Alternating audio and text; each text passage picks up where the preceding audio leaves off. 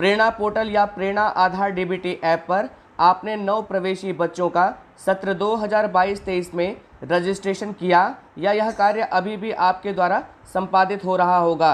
इस कार्य के साथ ही साथ आपको डीबीटी कार्य हेतु जिन अभिभावकों और बच्चों का आधार सत्यापित नहीं हुआ है, पुनः आपको डीबीटी ऐप पर यह कार्य करना होगा। इन सभी कार्यों को संपादित करने से पहले बहुत से ऐसे प्रश्न हैं जिनके बारे में आप सभी को बताना आवश्यक है, या आपके मन में भी कई ऐसे प्रश्न होंगे जिनके बारे में आप जानना चाहेंगे। इस वीडियो में हमने पूरी कोशिश की है कि पिछले वर्ष में डीबीटी कार्य से संबंधित जो समस्याएं आई थीं और इस वर्ष इस कार्य को करने में जो समस्याएं आ सकती हैं का हम निदान या आपके कार्य प्रारंभ करने से पहले ही सभी महत्वपूर्ण बिंदुओं की जानकारी दे दें। वीडियो अत्यंत महत्वपूर्ण है, अतः वीडियो को अंत तक जरूर देखिएगा। इसमें सबसे पहली महत्वपूर्ण बात यह है जिसकी जानकारी आपको होनी चाहिए कि आपने जितने बच्चों का नामांकन अपने विद्यालय में किया है, सभी का प्रेरणा पोर्टल पर रजिस्ट्रेशन शीघ्र कर लें ताकि उन्हें डीबीटी का लाभ मिल सके। इसमें जो दूसरी महत्वपूर्ण बात है वो ये है कि जो पिछले सत्र के प्रमोटेड बच्चे हैं जिन्हें आपने प्रेरणा पोर्टल पर वेरीफाई किया है, उनके आधार का सत्यापन नहीं हुआ है। यानी कि पिछले बार जब आपने डीबीटी ऐप पर कार्य किया था तो उस समय केवल आपने अभिभावकों का आधार सत्यापित किया था और उनकी अकाउंट की डिटेल डाली थी, बच्चों का आधार सत्यापित नहीं हुआ था। अतः इस वर्ष आपको प्रेरणा आधार डीबीटी ऐप पर बच्चों का आधार सत्यापन करना होगा। देखिए, इस बार स्पष्ट निर्देश है कि अगर बच्चे को डीबीटी का लाभ देना है तो उस बच्चे का आधार सत्यापन करना होगा। तो पिछले वर्ष के जो बच्चे प्रमोटेड हैं, इस बार उन बच्चों का भी आधार सत्यापन करना होगा। इसमें तीसरा पॉइंट है कि इस बार बच्चे का आधार अगर सत्यापित नहीं होगा तो उसे डीबीटी का लाभ प्राप्त नहीं हो पाएगा। स्पष्ट है कि बच्चे का आधार सत्यापित करना होगा। इसमें चौथा पॉइंट बहुत महत्वपूर्ण है और यह कार्य आपको डीबीटी ऐप पर सबसे पहले करना है। देखिए, जब भी डीबीटी ऐप पर आधार सत्यापन की प्रक्रिया शुरू होगी तो सबसे पहला कार्य आपको यही करना होगा। ये जो पॉइंट है वो ये है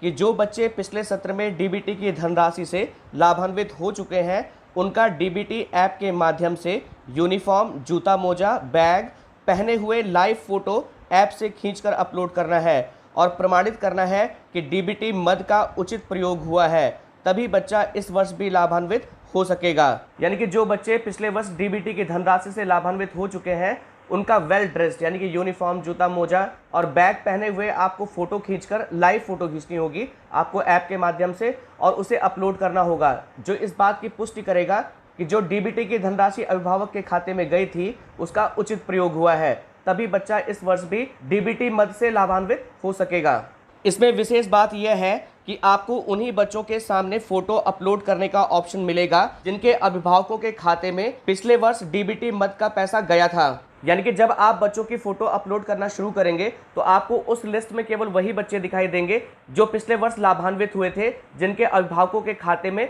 वो पैसा गया था। वो बच्चे आपको उस लिस्ट में नहीं दिखेंगे जिन बच्चों के अभिभावकों के खाते में पैसा नहीं गया था। तो आशा करते हैं कि आप ये पॉइंट अच्छे ढंग से समझ गए होंगे। अब जो अगला पांचवा पॉइंट है, ये भी बहुत महत्वपूर्ण पॉइंट है कि अगर रजिस्ट्रेशन के समय किसी बच्चे की डिटेल भरने में कोई त्रुटि हो गई हो या किसी वजह से बच्चे या अभिभावक का आधार सत्यापित न हो सका हो, तो आप डीबीटी ऐप पर या पोर्टल पर यह संशोधन कर सकेंगे। यानी कि प्रेरणा पोर्टल पर या प्रेरणा आधार डीबीटी पे जब आप किसी बच्चे का रजिस्ट्रेशन कर रहे थे तो अगर किसी बच्चे के विवरण में, जैसे कक्षा में, एसआर नंबर में, नाम में कोई भी गलती हो गई हो, किसी वजह से आधार सत्यापित न हो सका हो, तो ये मौका आपको पुनः दिया जाएगा।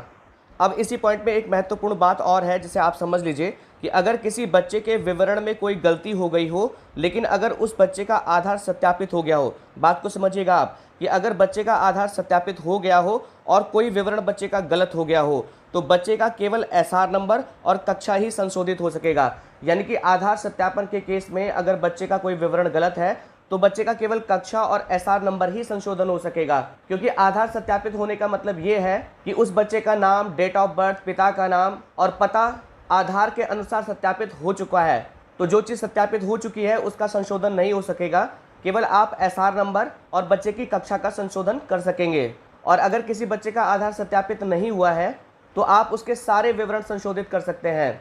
इसी तरह पिछले वर्ष भी अगर किसी बच्चे के विवरण में कोई त्रुटि हो तो आप इस वर्ष भी उसे संशोधित कर सकते हैं। इसमें अगला 7वां पॉइंट है कि अगर आपने गलती से रजिस्ट्रेशन के समय किसी बच्चे को वेरीफाई कर दिया जबकि उसे आपको ड्रॉप आउट करना था, तो आपको डीबीटी ऐप पर पुनः बच्चे को ड्रॉप आउट करने का मौका दिया जाएगा। इसमें अगला 8वां पॉइंट है कि अगर आपके द्वारा प्रेरणा पोर्टल पर और प्रेरणा आधार डीबीटी ऐप पर किसी एक बच्चे का 2 बार रजिस्ट्रेशन कर दिया गया हो और गलती से आपने उसे वेरीफाई भी कर दिया हो, तो आपको एक ही नाम के 2 बच्चे प्रेरणा पोर्टल पर या प्रेरणा आधार डीबीटी ऐप पर दिख रहे होंगे, तो आपको पुनः डीबीटी ऐप पर किसी एक बच्चे को डुप्लीकेट पंजीकरण दिखाकर डिलीट का ऑप्शन दिया जाएगा। आप एक बच्चे को हटा सकते हैं। इसमें अगला 9वां पॉइंट है कि अगर बच्चे के एसआर नंबर, कक्षा, नाम, डेट ऑफ बर्थ आदि में अगर कोई त्रुटि हो गई हो तो आप ऐप पर यह संशोधन कर सकते हैं। हमने आपको पीछे कंडीशन बता दिया कि किस कंडीशन में आप सारी चीज़ें संशोधित कर सकते हैं और किस कंडीशन में आप कुछ ही चीज़ें जैसे एसआर नंबर और कक्षा ही संशोधित कर सकते हैं।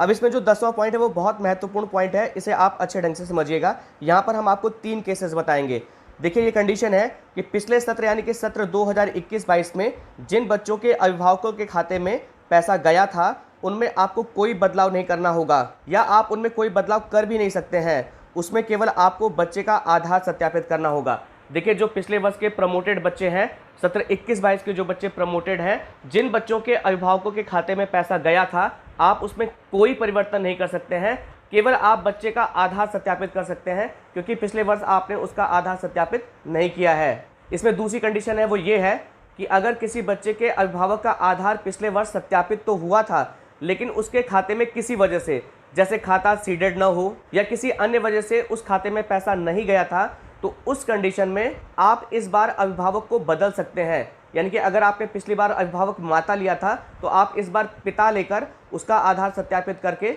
आधार सत्यापन का कार्य कर सकते हैं। लेकिन अगर पैसा गया था तो उस कंडीशन में आप अभिभावक को नहीं बदल सकते हैं। यहाँ पर तीसरी कंडीशन है वो भी आप समझ लीजिए कि अगर आपने पिछले वर्ष माता पिता के अतिरिक्त किसी और को अभिभावक बनाया था तो यहाँ पर 2 कंडीशन है। या तो माता पिता के पास आधार नहीं रहा हो तो इस बार स्पष्ट निर्देश है कि आपको माता या पिता में से किसी एक का आधार वहाँ पर इंक्लूड करना होगा। अगर आधार नहीं बना है तो आपको शीघ्र अतिशीघ्र अभिभावकों के माध्यम से आधार बनवाना होगा और आपको वहाँ पर लोकल गार्जियन के स्थान पर माता या पिता का आधार सत्यापित करवाना होगा। साथ ही साथ यह भी सुनिश्चित करवाना होगा कि आधार के साथ ही साथ एक ऐसा भी खाता होना चाहिए कि जो उस आधार से सीडेड हो। और यहाँ पर तीसरे कंडीशन में जो दूसरी सब कंडीशन है वो ये है कि अगर उस बच्चे के माता पिता हो ही न तो उस कंडीशन में आपको एक लोकल गार्जियन लेना है और उसका आधार सत्यापित करना होगा। उसके पास भी एक ऐसा खाता होना चाहिए जो आधार से सीडेड या लिंक हो। और इस कंडीशन में आपको उस ग्राम सभा के ग्राम प्रधान या सभासद के माध्यम से एक डिक्लेरेशन फॉर्म भरवाना होगा कि हम इस अभिभावक को, इस अमुक व्यक्ति को डीबीटी कार्य हेतु इस बच्चे के अभिभावक के तौर पर नियुक्त करते हैं। तो मैं आशा करता हूं कि आप इन तीनों पॉइंटों को अच्छे ढंग से समझ गए होंगे। इसमें अगला 11वां पॉइंट है कि इस बार भी डीबीटी ऐप पर कार्य करते समय आप पिछली बार की तरह सभी शिक्षकों को कक्षा आवंटित कर सकते हैं या अगर कोई एक शिक्षक कार्य करना चाहे तो आप सभी कक्षाएं डीबीटी कार्य हेतु आवंटित कर सकते हैं। वैसे सभी कक्षा अध्यापक अपनी अपनी कक्षा खुद को आवंटित कर लें तो ये उचित होगा। इसमें अगला 12वां पॉइंट है कि जैसा कि आपने पिछले वर्ष डीबीटी ऐप पर सबसे पहले आपने बच्चों को वेरीफाई और ड्रॉप आउट किया था, उसके बाद आपने कक्षा अध्यापक को कक्षाएं आवंटित की थी और उसके बाद जब आपने बच्चों का विवरण भरा था तो पिछली बार की तरह इस बार भी जब आप बच्चों का विवरण भरेंगे तो पिछली बार की तरह पेज खुलकर आएगा, लेकिन इस बार कुछ बदलाव किए गए हैं। वह बदलाव ये है कि अब जो आप विवरण भरने वाले हैं, जो पेज आपके सामने खुलेगा एग्जैक्टली वही पेज होगा जैसा कि आपने बच्चे के रजिस्ट्रेशन के समय जो चीज़ें आपने भरी थी, पूरा पेज वही आपको प्रदर्शित होगा। इसमें जो अगला 13वां पॉइंट है ये भी इंपॉर्टेंट पॉइंट है कि अगर बच्चे का विवरण भरते समय अगर रजिस्ट्रेशन के समय किसी बच्चे की आधार बनने की स्थिति में आपने हाँ भरा था लेकिन आधार स्टेटस में आधार नॉट वेरीफाइड दिख रहा हो तो आपको पुनः जैसा रजिस्ट्रेशन के समय आपने आधार संख्या, बच्चे का नाम, केयर ऑफ, सन ऑफ में जो नाम था आदि भरा था, पुनः आपको आधार सत्यापित करने का मौका मिलेगा। ठीक इसी तरह अगर गार्जियन का आधार सत्यापित नहीं हुआ था तो आपको इस बार डीबीटी ऐप पर यह कार्य करना होगा। देखिए, अगर आप बच्चे का आधार सत्यापित कर रहे हैं तो इस बात का आप विशेष ध्यान रखिए कि अगर पिछली बार आपके तीनों अटेम्प्ट खराब हो गए हों, यानी कि बच्चे का आधार सत्यापित न हुआ हो, तो आपको बच्चे का एग्जैक्टली वही नाम भरना है जो आधार पर हो, एग्जैक्टली वही आधार संख्या भरनी है जो आधार पर है, एग्जैक्टली उसकी डेट ऑफ बर्थ आपको वही भरनी है जो आधार पे है। और यहाँ पर एक बड़ा इंपॉर्टेंट पॉइंट है कि बच्चे के आधार के पीछे जो केयर ऑफ सन ऑफ करके जो भी गार्जियन हो, माता हो, पिता हो या कोई और गार्जियन हो, उसका नाम की स्पेलिंग जो एग्जैक्टली लिखी है वही आपको लिखना है। आपको पुनः बताना चाहेंगे कि आपको C/O या S/O नहीं लिखना है, यानी कि केयर ऑफ सन ऑफ नहीं लिखना है, केवल गार्जियन का नाम लिखना है। शायद इसी वजह से आपका पिछली बार आधार सत्यापित न हो सका हो। तो अगर बच्चे के आधार स्टेटस में आधार नॉट वेरीफाइड लिखा है और गार्जियन के स्टेटस पे भी यही स्थिति है, तो आपको पुनः बच्चे का और गार्जियन का आधार सत्यापित करने का मौका फिर से इस ऐप पर मिलेगा। इसमें अगला जो 14वां पॉइंट है वो ये है कि अगर किसी बच्चे या अभिभावक का आधार आपने सत्यापित नहीं किया है तो उस बच्चे के विवरण में जब आप बच्चे का विवरण भरेंगे तो आपको अपडेट एंड सेव का ऑप्शन तब तक मिलता रहेगा जब तक कि आप दोनों का आधार सत्यापित न कर लें। यानी कि अगर ऐसा हो सकता है कि बच्चे का आधार सत्यापित ना हो, अभिभावक का आधार सत्यापित हो, तो आपको उस बच्चे के विवरण भरते समय सबसे लास्ट में अपडेट एंड सेव का ऑप्शन तब तक मिलता रहेगा जब तक कि आप दोनों का आधार सत्यापित नहीं कर लेंगे। इसी से मिलता जुलता 15वां पॉइंट है कि हो सकता है कि अगर आपने रजिस्ट्रेशन करते समय, यानी कि जब आप बच्चे का एनरोलमेंट कर रहे थे, किसी बच्चे का आधार सत्यापन करते समय आपने आधार बनने की स्थिति में नहीं भरा हो और अब उस बच्चे का आधार बन गया हो, तो आप उसका आधार सत्यापित कर सकते हैं। और अगर अभी उस बच्चे के आधार के लिए अप्लाई किया गया हो तो आप रिसिप्ट का एनरोलमेंट नंबर डाल सकते हैं। इसके बावजूद अगर आपने एनरोलमेंट नंबर डाला है तो जब तक उस बच्चे का आधार अलॉट नहीं हो जाता है, आधार नंबर नहीं मिल जाता है, तब तक उस बच्चे के विवरण में आधार सत्यापन करने के लिए ऑप्शन खुला रहेगा। अब यहाँ पर जो 16 पॉइंट है बहुत महत्वपूर्ण पॉइंट है। आज राज्य परियोजना कार्यालय के माध्यम से जो यूट्यूब सेशन हुआ था उसमें स्पष्ट रूप से इस पॉइंट के बारे में बताया गया है कि अगर किसी बच्चे के SR रजिस्टर और आधार कार्ड के विवरण में भिन्नता हो तो क्या करना होगा। तो देखिए, सबसे पहले आपको गार्जियन से पूछना होगा कि नामांकन रजिस्टर में जो विवरण भरा गया है वो सही है कि जो आधार कार्ड में जो विवरण है वो सही है। तो अगर गार्जियन ये कहता है कि नामांकन रजिस्टर में जो विवरण है वो सही है, तो उस कंडीशन में आधार कार्ड का जो विवरण है उसे संशोधित कराया जा सकता है BRC के माध्यम से, या जो अन्य आधार एनरोलमेंट सेंटर है वहां पर जाकर बच्चे के आधार का जो विवरण है वो नामांकन रजिस्टर के आधार पर उसे संशोधित करवाया जा सकता है। लेकिन अगर दूसरी कंडीशन हो कि गार्जियन ये कहता है कि नामांकन रजिस्टर पर जो एंट्रियां हैं वो गलत है लेकिन आधार पर जो एंट्रियां हैं वो सही हैं, तो उस कंडीशन में ये कहा गया कि हर विद्यालय के जो प्रधानाध्यापक हैं वो अलग से एक रजिस्टर बना लें और उस रजिस्टर का जो सबसे पहला पन्ना है जहां पर लिखा जाता है कि प्रमाणित किया जाता है कि इस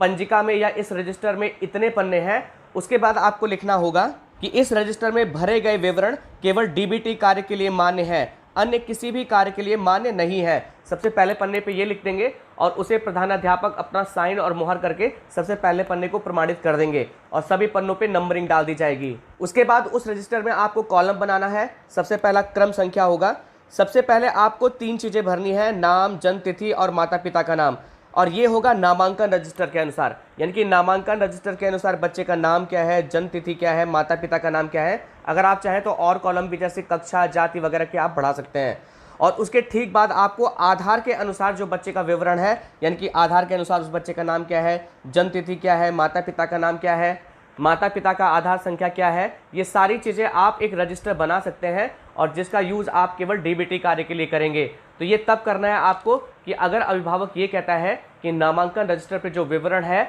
वो आधार कार्ड में भरे गए विवरण की तुलना में गलत है, तो उस कंडीशन में आपको ये करना होगा। इसमें अगला 17वां पॉइंट है कि पिछली बार DBT प्रक्रिया के दौरान अगर किसी बच्चे का रजिस्ट्रेशन न हो पाया हो। देखिए, जब पिछली बार DBT प्रक्रिया चल रही थी तो बीच में रजिस्ट्रेशन बंद कर दिए गए थे, तो उस समय कुछ बच्चों का रजिस्ट्रेशन नहीं हो पाया था। तो इसके लिए स्पष्ट निर्देश है कि इस बार आप उन बच्चों का रजिस्ट्रेशन कर सकते हैं, लेकिन उनका जो डेट ऑफ एडमिशन होगा आपको वही डालना है जब पिछली बार उन्होंने विद्यालय पर एडमिशन लिया था। यानी कि आप नामांकन रजिस्टर पर देख लीजिए कि उनका डेट ऑफ एडमिशन क्या है, वही आपको डेट ऑफ एडमिशन डालनी है और इस बार जिस कक्षा में वो बच्चा है वो कक्षा डालकर आपको उस बच्चे का रजिस्ट्रेशन करना होगा। इसमें अगला 18वां पॉइंट है कि अगर कोई बच्चा पिछली बार DBT का लाभ प्राप्त किया था लेकिन इस वर्ष किसी प्राइवेट स्कूल में उसने दाखिला ले लिया हो, तो स्पष्ट तौर पर निर्देश है कि आप उसे डिलीट या ड्रॉप आउट कर दें। अगर प्राइमरी विद्यालय में उसने किसी दूसरे प्राइमरी स्कूल में अगर उसने नाम लिखवाया है तो आप उस विद्यालय से संपर्क करके अपने विद्यालय से उसको ट्रांसफ़र करवा लीजिए, और अगर किसी प्राइवेट स्कूल में उसने नामांकन किया है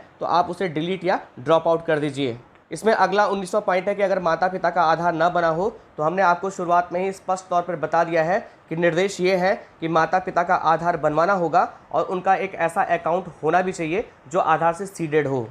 इसमें जो 20वां पॉइंट है वो भी अति महत्वपूर्ण पॉइंट है, इसे आप लोग सुन लीजिए कि पिछली बार जो अकाउंट दिया गया था वह अकाउंट या IFSC कोड बदल गया हो तो कोई दिक्कत नहीं है। DBT प्रक्रिया से जो पैसा जाता है वो आधार बेस्ड ट्रांजैक्शन होता है। इसका मतलब ये है कि आधार से जो भी खाता लिंक होगा उसमें पैसा चला जाएगा। अब इसमें अंतिम एक महत्वपूर्ण पॉइंट है, दरअसल ये एक प्रश्न है जो काफ़ी शिक्षकों द्वारा पूछा गया था कि जब पिछली बार उन्होंने DBT ऐप पर कार्य किया था तो उसमें कुछ ऐसे बच्चे थे जिनके अभिभावकों का खाता तो सीडेड था, वहाँ पर अकाउंट नंबर सब कुछ दिखाई देता था, लेकिन उनके खाते में पैसा नहीं गया है। तो इसके बारे में YouTube सेशन में बताया गया कि DBT ऐप पर जो खाता संख्या है और जो ट्रांजैक्शन ID है उसे आप अभिभावक को देकर बैंक में भेजें। बैंक की किसी गलती की वजह से वो जो पैसा है वो अभिभावक के खाते में नहीं पहुंच पाया है, तो जब अभिभावक उस ट्रांजैक्शन नंबर को लेकर अपने खाता संख्या को लेके जब बैंक में जाएगा तो उसे वहां से स्थिति का पता चलेगा कि आखिर वो पैसा उसके खाते में क्यों नहीं आया। इसी के साथ ही साथ में एक और इम्पॉर्टेंट पॉइंट हम आपके साथ में शेयर करना चाहेंगे कि इस बार जब आप नए बच्चों का विवरण भरेंगे DBT ऐप पर, यानी कि जब आप बच्चों का या अभिभावकों का आधार सत्यापित करेंगे तो उसमें आपको लास्ट में अभिभावक का अकाउंट नंबर नहीं भरना है। लेकिन जब आप पुराने बच्चों का आधार सत्यापन करेंगे या उनके विवरण का संशोधन करेंगे तो उसमें आपको अकाउंट की डिटेल दिखाई देगी, क्योंकि पिछली बार आपने अकाउंट की डिटेल भरी थी।